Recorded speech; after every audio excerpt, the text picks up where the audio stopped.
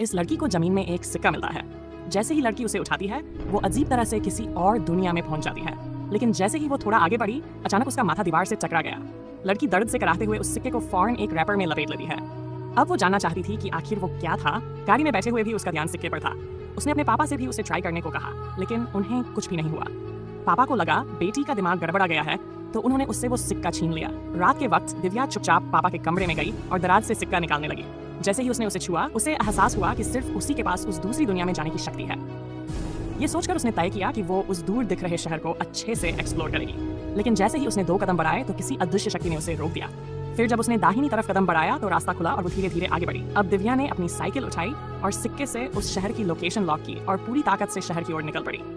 कुछ ही देर में वो एक खाली मैदान में पहुंच गई और जैसे ही उसने दोबारा सिक्का छुआ, वो सचमुच उस शहर के सेंटर में पहुंच चुकी थी। वहां की टेक्नोलॉजी देखकर दिव्या पूरी तरह चौंक गई।